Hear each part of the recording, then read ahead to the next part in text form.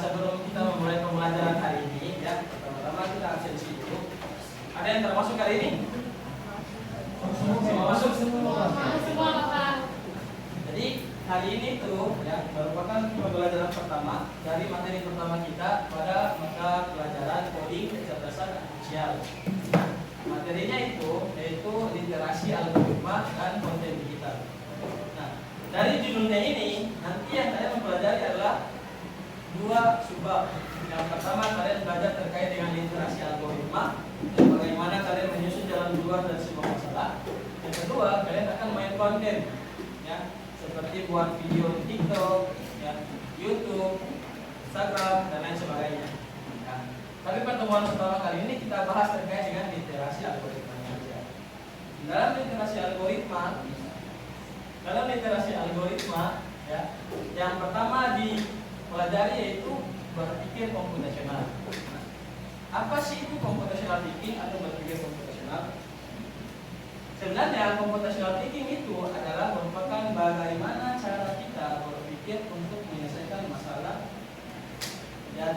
dari sebuah permasalahan. Dalam computational thinking atau berpikir komputasional itu ada 4. Yang pertama dekomposisi, ya.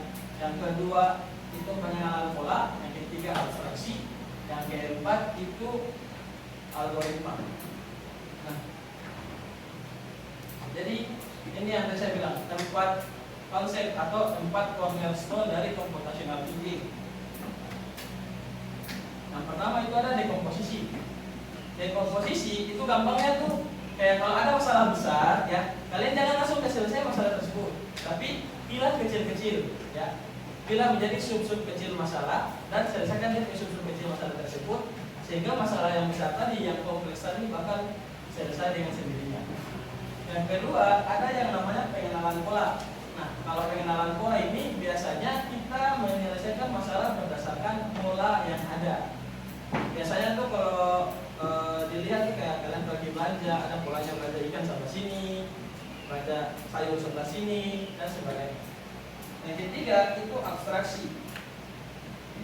Abstraksi itu proses penyelesaian masalah dengan fokus pada tipe dan data penting. Misalnya nih, kalau mau masak mie, maka perlu harus berpikir bahwasanya di panci ini terbuat dari bahan apa. Nah, itu abstraksi. Dia fokus kayak kalau kalian masak mie, berarti harus ada mie, ada bumbu, ada air panas dan sebagainya. Kalau perlu kalian harus pikir tipe api nanti mesti warna hijau, warna biru, warna merah, ya. Yang terakhir itu algoritma. Nah, algoritma ini proses penyelesaian masalah secara sistematis, beruntun, jadi terurut, gitu. Nah, dari 4 konsep ini yang hari ini kita akan belajar yaitu satu aja, yang namanya dekomposisi. Nah, yaitu menyelesaikan masalah, ya, dengan membagi sub-sub kecil permasalahan.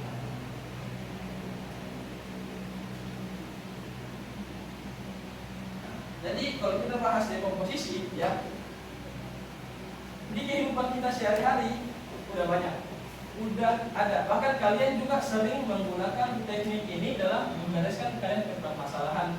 Hanya saja kalian nggak tahu bahwasannya dekomposisi ini yang kalian lakukan itu merupakan dekomposisi. Ya. Nah, apa aja contoh-contohnya? Yang pertama, sampai sini yang bercuci baju sendiri di rumah. Ya. Pakai mesin cuci kan pakai tangan? Jadi ada yang pakai tangan, ada yang pakai mesin cuci. Nah, jadi dalam tahap dekomposisi dalam kehidupan kita sehari-hari seperti mencuci baju, itu sebenarnya kalian suka pakai. Misalnya nih, kalian cuci baju di satu tumpukan, misalnya satu tempat baju kotor kalian itu ada 20 pasang baju dan celana misalnya. Kan kalau mungkin kalian langsung angkat 20 taruh di mesin cuci. Yang ada 2, kalau bukan mesin cuci rusak, kalian akan marah dengan mama di rumah, ya kan? Nah, makanya kalian kalau cuci pasti kalian pilah-pilah dulu, ya. Jadi dekomposisi itu tadi segunung baju kalian akan cuci satu kali, ya. Biasanya kita memilah baju dulu. Pertama baju warna putih, kita pilih kasih pisah dulu, kan? Habis itu baju warna-warni, tingkat kotornya juga dipisahkan, ya kan? Nah, Jadi orang mau cuci baju, kalau mungkin saya pakai baju putih, ya, saya kasih kamu nih saya pakai baju warna-warni, baru tono di pemutih. Ya, jadi hasil baju putih nanti warna-warni, ya, jadi luntur di situ. Nah, yang kemudian, ya, ada yang namanya memasak. Siapa sih yang suka memasak? Oke, saya ternyata banyak di sini ya. Nah, ternyata memasak sarapan itu juga merupakan salah satu yang sering kalian lakukan, dan itu masuk dalam posisi. Misalnya nih, saya palingan kalau pengen masak ya, seminggu palingan 2 kali. Ya. Nah, misalnya orang mau bikin untuk sarapan roti bakar, teh susu. Itu kalau kalian bilang bisa bikin bodoh banyak. Caranya, kalian harus pilih apa-apa. Bikin roti bakar dulu, habis itu bikin roti susu. Roti bakar kalian pilih lagi. Pertama ada roti, ada dia punya pisau untuk foto dan sebagainya. Kopi susu. Ya susu juga gitu. Ya, nanti kalian siapkan daun tehnya. Jadi untuk bikin biasanya masalah tadi itu kalian pilih masing-masing atau susu kalian. Nah, itu merupakan contoh dalam kehidupan sehari-hari yang sering kita gunakan dan sering kita dapati, serta kita sudah menggunakan konsep dekomposisi untuk selesai masalah. Selain itu, apakah masih ada? Ada. Tapi coba deh kalian cari tahu sendiri ya, apa masalah di kehidupan kalian yang kalau kasih saya masalah bisa pakai dekomposisi. Banyak. Misalnya kalau kalian saya suka kasih tahu tugas. Hasilnya tugas dapat kasih dan guru baru bikin. Hasil dapat kasih baru bikin. Rabu dapat kasih baru bikin. Kamis dapat kasih baru bikin. Nanti hari Jumat, hari Sabtu baru bikin. Saya tugas ternyata banyak. Ya kan? Hari Sabtu baru mulai. Ambil tugas IPA sudah habis. Kita baru mau bikin. Maka tugas matematik sudah selesai, mintakan, ya. Karena apa? Kalian melihat tugas terlalu banyak. Padahal kalau orang pakai konsep dekomposisi, ya, itu bisa selesai. Hari Jumat, Sabtu, Minggu kalian punya waktu 3 hari. Tugas kalian ada 12 mapel misalnya. Misalnya, karena kalian keseringan numpuk tugas, ya. Jadi ada 12 mapel nih belum beres, ya. Ada 12 tugas belum selesai nih. Cara gampangnya kalian pilih yang mengumpul hari Senin yang mana, yang mengumpul hari Selasa yang mana, yang mengumpul hari Rabu yang mana. So pilih nih, oh ini hari Senin ternyata ada bahasa Inggris deh, informatika misalnya, ya kelas KKA. Nah berarti kalian pilih hasilnya nggak mau kan? Tapi lihat dulu nih, yang pertama bahasa Inggris, berarti bikin bahasa Inggris dulu. Selesai. Sering 1 match, 2 match, ya.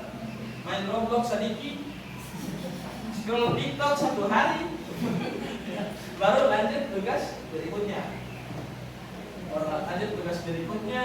Bikin di mapel setelah bahasa Inggris, informatika, itu KKA dan sebagainya.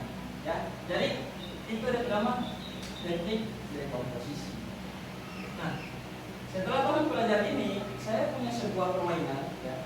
Saya punya sebuah permainan buat kalian yang nantinya kalau mau bermain itu orang menerapkan konsep dekomposisi tadi. Ya. Nah, gamenya ini sebenarnya untuk orang zaman sekarang itu sudah bumi, ya orang sudah kenal game ini. Nah ini game jadul, game zaman dahulu kala. Mungkin game waktu saya masih pakai HP Nokia, ya. Masih pakai HP yang lempar dari lantai 10 ke bawah tak bisa. Nah, dan ini game yang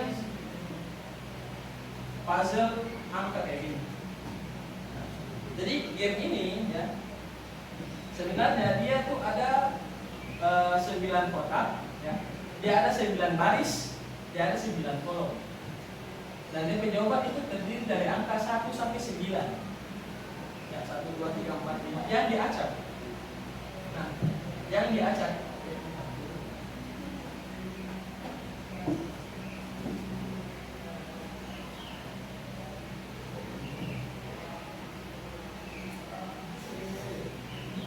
Nah, jadi nanti tugasnya kalian adalah mencari tahu di baris ini kan ada 9 angka. Nah, misalnya nih, sini yang terada angka berapa? Angka 2 misalnya. Nah, angka 2 ini bisa, kalau kita tahu di sini itu bisa. Yang penting di sebelah sini terada angka 2. Jadi angka 2 tidak boleh berulang. Jadi nanti satu kotak ini itu dia 1, 2, 3, 4, 5 sampai 9. Dia satu panjang begini 1 sampai 9. Dia ke bawah begini 1 sampai 9. Nah, ini kalau kalian lihat kalian pusing. Ya, ini gimana cara selesainya? DP angka tidak boleh sama. Ya, DP angka tidak boleh sama.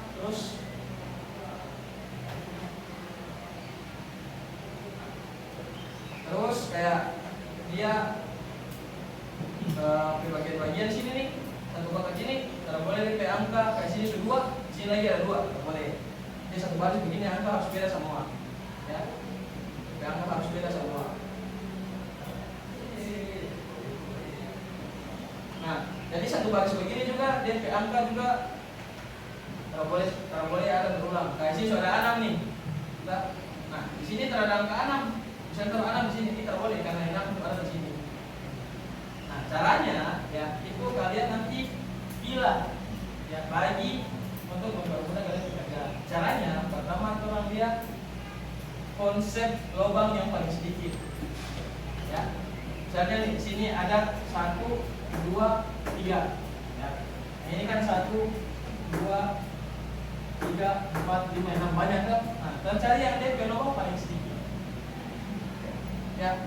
Nah, yang paling sedikit itu pertama lagi 1, 2, 3. 1, 2, 3. Ya.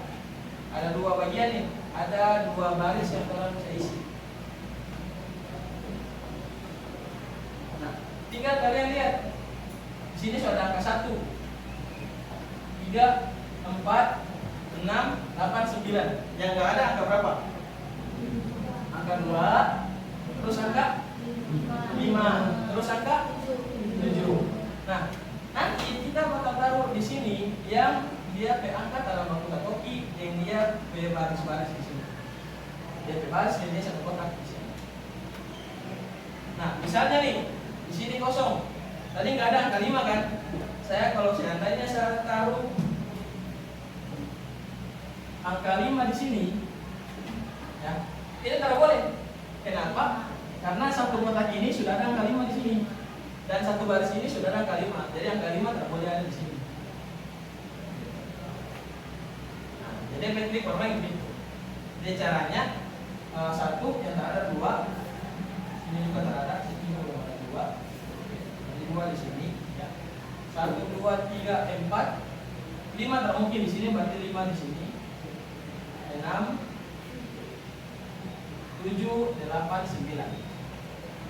Jadi jadinya kayak gitu. Ada cara main gamenya itu seperti itu.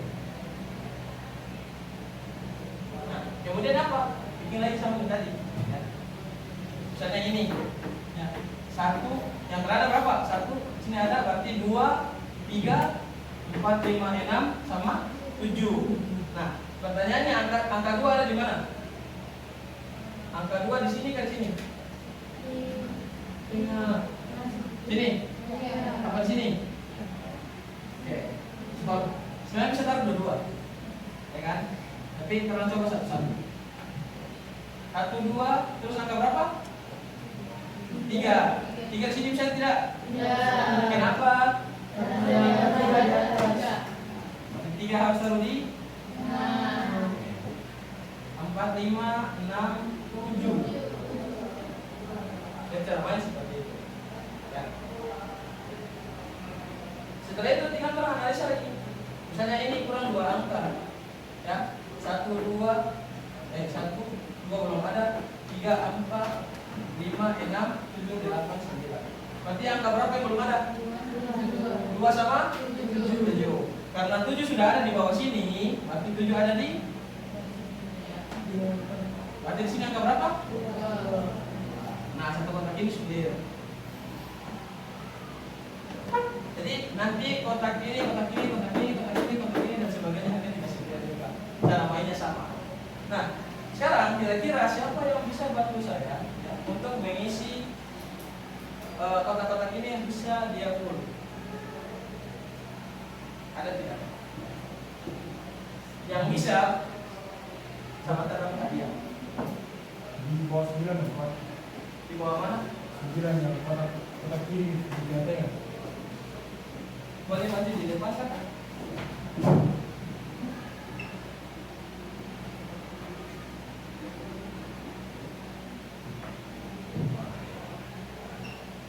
Betul ke salah?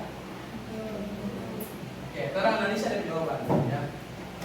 Di satu kotak ini ada 1, 2, 3, 5, 6, 7, 8, dan 9. Berarti ada 4 sama 8. Nah, kenapa 4 nggak di sini ambil? Karena di situ setelah 4 lagi di atas. Di mana? Di sini. Iya, iya. Terus kenapa nggak 8 di sini ambil? Karena di bawah ada 8. Oke. Jadi gitu ya. Jadi kalau saya taruh, misalnya taruh 8 sini nggak bisa karena ada 8 di bawah sini. Jadi sentra sini 4, sini 8. siapa lagi yang bisa bantu saya untuk isi jawaban ini?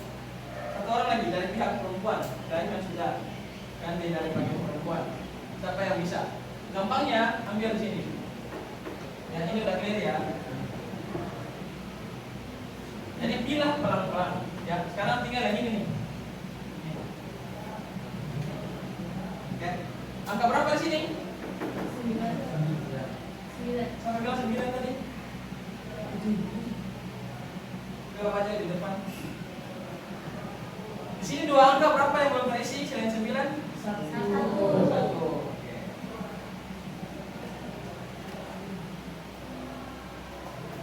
Oke. Nah, jawabannya benar ya. Jadi nanti dari satu kotak ini 1, 2, 3, 4 sampai 9 lengkap. Di sini belum ada 1, di sini belum ada 9. Oke?